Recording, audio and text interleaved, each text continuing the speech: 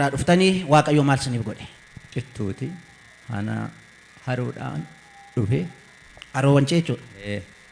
Amma anati mana kana dhufnaa waanatti manii waan tokko asaba abbaa tokkootiin waan natti dhufee dhufte kami jinaan jennaan ka'inaan jedhanii nan bayee baanaanni asaba abbaa tokko waan tokko dhufeeti dhufte ammas warra sana sin dhiibne seegaa jiru ammas waan isaan sin kennu ammas hin baata waaqan jiraatte waan tokko sigaara hin ta'u naan jedhanii natti manii nan bayee akkum jedhee waan akkattiin immoo haadha manaa kootii sinti immoo waan ta'e waan naa ta'uu didetti innaa manaa ba'uu warri kana warri innaa sana natti ka'anii mana natti ka'anii na dhiisuu didanii kanan ba'a nan dhiisanii kanan ba'a nan dhiisuu didanii dura yeroo iddoo kana dhuftanii namni waaqayyoo saba gidduudhaa ol sin kaasanii sababa namaaf jettee ari'amaa jirta. Ammas sababa namootaaf ari'amuun keessuun hin dhaabanne warri yeroo sana sababaaf si ari'aa turanii ammas sin barbaadaa jiru si gaadaa jiru jedhanii isinitti dubbatan. Natti minaan yaa waaqika maana wanta ane keetii ani isaan immoo manuma kanatti immoo hittimuudhaan haa ta'uu dinnaan ijoo warra waliin dhufteen jiraanaan jedhan warra eessa jirtaan jennaan ambu kana dhufe eessa mana isaanii jennaan akkana mana isaanii akkana hin jiraan jedheen jennaan ijoo warra warri dhufe jiru moo hin jiran akkana ijoollee ila waan isa eegaa jiru jira ijoo ka'aati ila waan tokko isa garatti hin ta'in jedhaa jedhaniitti waaqannaa jedhanii mana kana nan baye innaan bayee ammas nan bayee waan tokko hin jiraa naan jedhan waan si kennuutu jira na eegi waan tokko hin taatu naan jedhanii akkuma hin jedhanii sana boodatti warri sanas hin dhufanii natti ka'anii waan abbaa sanatti na kennine isaan uumaan dhufaniiru akkuma jedhaniitu akkanumatti dhufanii akkanumatti jennaan warri innaa sana hin dhufu jedhan sun dhufanii isin qabatanii jechuudha. Akkuma namni waaqayyoo sitti dubbatanii gaafa gara biyya keessaniitti deebitanii iddoo deebitan sanatti warri isin gaadan sun dhufanii isin qabatanii jechuudha. Dhufanii akkanumatti dhufaniitti eessama abbaa kee ta'e hin jiraattu kiammanuma naa jedhan. Adaraa waaqa na dhiisin jedhe. Hadaa waaqa na dhiisin. Ilaa waaqa isa kanas saabii na dhiisin jedhe. Na dhiisuu dide.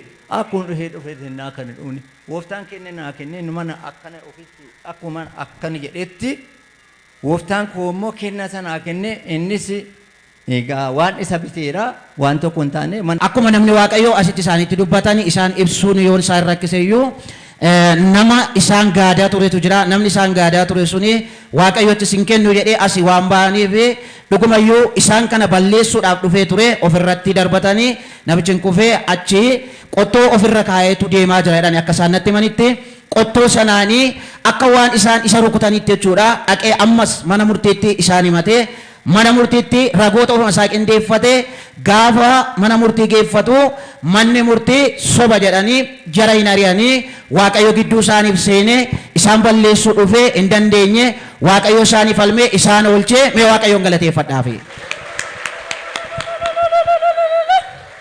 Mee waan isaan hin dubbanne yoo jiraate waan isaan irra darban gabaabsaa dubbadhaati dhuga baatii taanus dubbadha. Waaqayyoon kan eebbifame haa ta'u. Maqaan isaas kan eebbifame haa ta'u.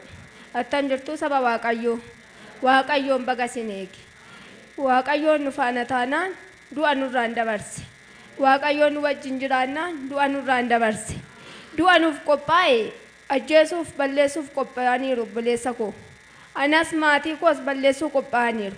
Harki waaqayyoo dabarsee itti nan kennine. Bara 2011 keessatti qoromsi kun na qabate. Idda guyyaa gaaf sanaati du'aaf ajjeechaa nan jira. Amma sana keessatti yaa waaqayyoo anoo nama keetii maana salphiftaa maana qaanessitaa jedhee waaqayyoon kadhachaa ture.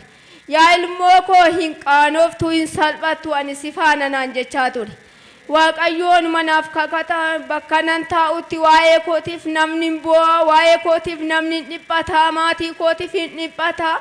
Dubbiin koos kan hin odeessee fixu miti toon abbabee galmeen nan ga'u toon nan dubbadha jedhe yeroo hundan danda'u. Waaqayyoon sana keessatti heegee barruu isaa irratti na baate. Dhalli koo hin miidhamne, maatiin koo hin miidhamne, dubaraan kan hin qabu narra lattajjeesuuf hin kaatu, ijoollees narra lattajjeesuuf hin kaatu nan argan. Innaan ani waldaa dhaqus sodaa qabdaa hin sodaatiin ani si faanaa naan jedha. Hin sodaatiin ani si wajjinii naan jedha. Harki koo si faanaa hin bir'atiin naan jedha. Itoo mana kana jedhu qoromsa sana keessatti nan eegame, gaafa baqatanis nan baqadhe, gaafa dhokatanis nan dhokadhe. Dhokachaa sana keessa irratti isaanuma miidhama malee immoo ani hin miidhamne. Itoo na eegu bara isuma kana keessatti furma guyyaa isaa hin qabanne isaantu dhufe. Dhibeedhaaf hin dhufanii gaafa dhufanii sagantaan dhaqee jedhan. Sagantaa eessa dhaqxanii yennaan akkasitti bakkeedhuma sana dhaqeenii simee bira dhaqeen achiin dhaqee akkasitti dhaqee achitti hirmaadhee Waaqayyoon natti dubbatee jedhan. Maal isinitti dubbatee yennaan qoromsi hin jira. Na kadhadhu too sababiidhuma sanaatiif hammayyuu si eeggataa jiru naan jedhanii. Waanni jira, waanni keenya isa dabarseetti nu kennu miti. Gara darbee of eeguu hin dandeenye isatu nu eege. Garuu waanni isinitti dubbachuudhaaf galata argatu jedheen ture. Isaanuu akkanatti mee dhugaa dhuftee baata naan jedhanii. Dubbachuuf nan dadhabee afaan koos namaa hin galu. Akkasitti naan jedhanii galanii hin galanii qoromsichi hin dhufi. Qoromsichi gaafa dhufu isaan hojjetanii nama galuudha eeggatanii jiru.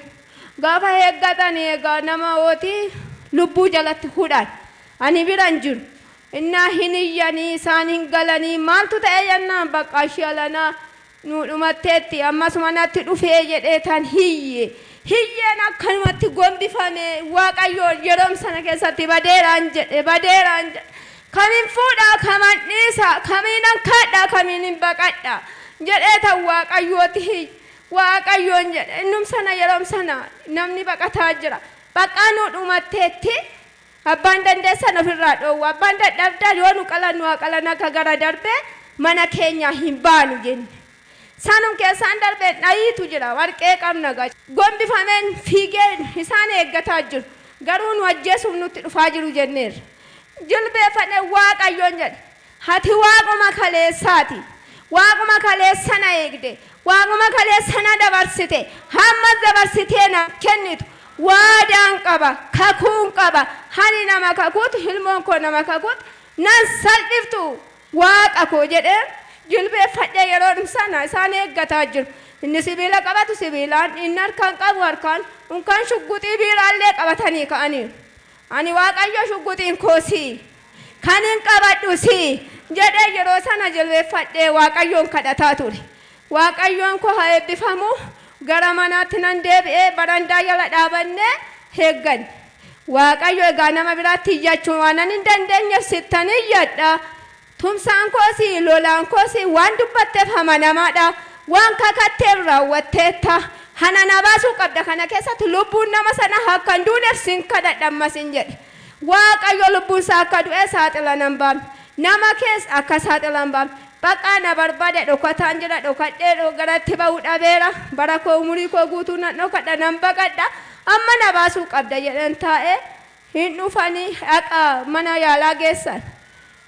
Gara urtashiinii fayyaannaa geessanii madaasaa hodhan. Hodhanii halkanuu kana deebisanii galchan bakka galanurra galu jenne. Eeggadhaa bakka nu ajjeesuu dhufa waan ta'eef duunee ajjabneetum duuna jenne bakka saba Waaqayyoo ani sin dhosuun qabu namsiidha waan ta'eef. Duunee Waaqayyo irraa nama saachisa namni Waaqa. Bakka duuneeti ajjabnee duuna waan ta'eef Waaqayyootti nan kennitu hin jedhe.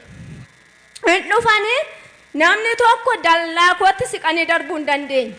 Dallaa koorraa akkana bukkeetti goranii darban. Bakka gannaa lakkisan. Sana keessatti bakka gannaa lakkisu huma darbu hin hiriiranii akkuma dhufanatti baatanii galan. Suni qidaameedha sanbata guddaannaa lafti bari'u bakka walisoo buusaa jedhan. Walisoo buusan du'eera bakka hin jiraatu. Waanni koo jiran jedheen.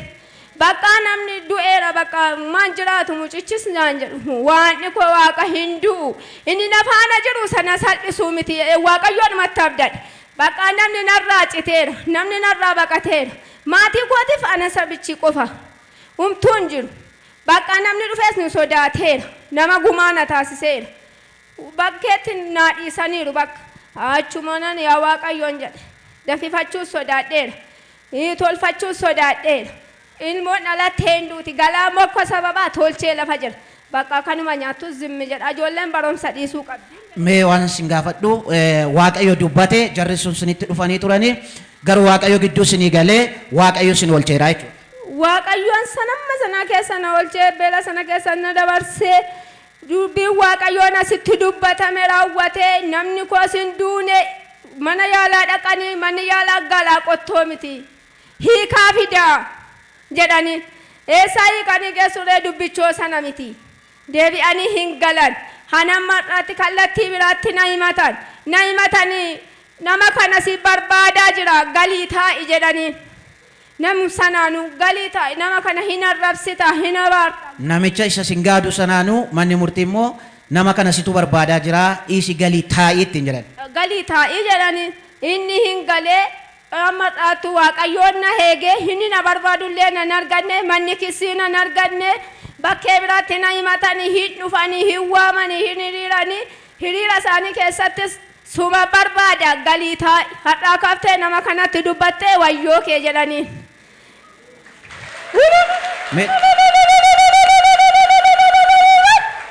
Mee sirrumatti irra deebi'a waaqayyoof galata dhiyeessaa. Amma namichi sin barbaadaa jiru sun erga guyyaa gaafa waaqayyo asitti dubbatee galee sinimatees dadhabeeti amma sin barbaadaa jiru jechuudha. Amma guyyaa gaaf sanaati bakka walitti dhufanitti bayyasuus jedha bukkeetti goruu calqabe. Amma naanuti dhufu. Isa sanatu bayyesuus sim jedhee bukkeetti goraa? Isa sanatu bukkeetti gora. Bayyesuus sim jedhee inni barbaadu bukkeetti goraa inni isaan barbaadan inni immoo bukkeedhuma darbuu jechuudha. Inni sin barbaadu maqaa gooftaa Yesuusin sin hin danda'in. Waaqayyoon galata argatu kana keessa na dabarsee nama na godhe hammadhaatu harka waaqayyootiin eegameen jira. Harki waaqayyoo sana magatu miti sana matiksuudha. Saba waaqayyootti of kenna namni waaqayyootti of kenna hin qaana'u hin salphatu.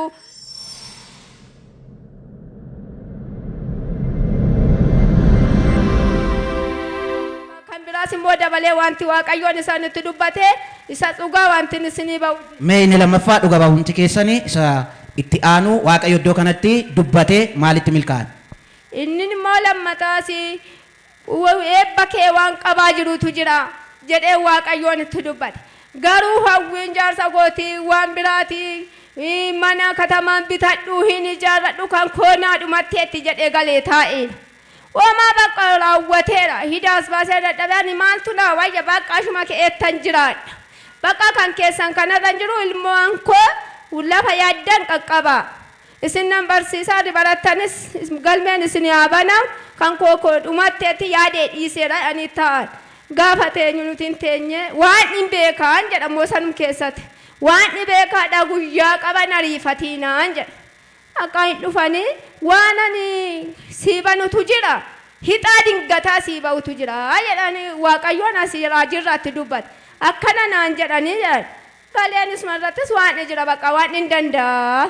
Har'afa malee guyyaa gaaf tokko hin hafu waan ta'eef huma ta'an jedhan. Bakka hin galanii kuni ji'a muddee keessa maaziyaa sana hicoor keessa gaafa 12 ton ta'in gaafa haabboo gaafa bultii 5 bilbilli bilbilamu. Gaafa bilbilamu kootu lafa bitadhu waasii argeera jedhee obboleessitti bilbila. Maaliin hin bita obboleessa koo isumatti na beektu hanoo duwwaadha manni koo duwwaadha hanoo maan qabu kootu waan isi gargaara nama dhugaatiin immoo kootu waan isi gargaara koo siifan kenna simmiidhu koo siifan kenna jedha. Maaliin obboleessa koo naadhiif taamiti na rakkisaa dhabayeen qaanaa jedhe laakeenaan walitti bilbil galanii akkana naan jedhee Mulugeetaanii maalan godha jedha. Waan hin beeka bakka guyyaa qabaa hin eegganna waaqayyoon hin jedhe. Jennaan isaanoo ta'anii amma sitti bilbil teessuma dha'u maasin cannaqaa guyyaan gaafa ga'e malee akkanumaan jennaan maalan godhalee biti naan jedhe homaa immoo hin qabne saba waaqayyoo egaa qaanii hin qabudde saba waaqayyoo dubbadhuu namaan jedhe waan ta'eef ulfinni isaa jaa mul'ateef amma hin baanii hin bilbilee kootu gaafa akkanaa jedhaan gatii maaliin naa kennite gurii sii kennuudhaaf maatiin na dhiisu anis oolmoon qabaa guyyaa gaaf tokko maalitti balleessite naan jedha sin gargaara waan ta'eef 80,000 40,000 siifan kennaa jedhaan baqa inni naa kenni ta'e kootu sin gargaara barana 20,000 kanfali barana dhuftu 20,000 kanfalta isumarraayyuu 2,000 si dhiise jedhaan nuti gaafa mikaalaa sana qaxaroo torbee matti kaanee dhan lafa bitannee kaanee gallaa innaa nuti gallu nuti baqa biyyis daddasii nuu bitee zimmi jennee gallee teenyaa maqqa gaashee mul'unaa jedhe gaashee mul'unaa lafti kun waan kennamuuf waan har'a mana xaaqaa 10 irratti ijaari kanaafan idaasii bahee jedhaan kanaaf idaanaa baate ani ni ijaaru maaliin ani ijaara baqa ishee kanannee nuti waan mana jirtu wayii geessinee ishee 20 sanatti kennineerra ishee 20 sana maaliin irra buufna jenne immoo garagallee teenya innaa garagallee teenyu qoromsinni kun kana binnee gallee qidaamee isaan irratti raawwata maalumaaf kuni ta'aadha.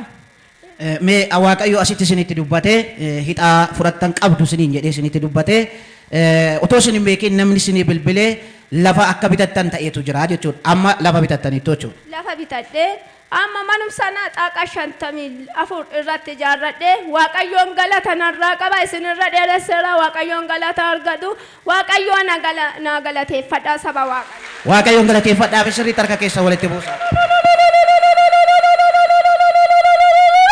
Isa waan ittiin bittan dhabdan iyyuu irra darbee xaaqa 54 irratti ijaarratanii jirtu jechuudha. Isarratti ijaarradhan irratti mijeeffadhan biyyoo duwwaan naaf isas waaqayyoon na gargaara isaafis naa callaa saba waaqayyo. Waaqayyo sinaa eebbisu hafaa mana waaqayyo keessa jiraadha.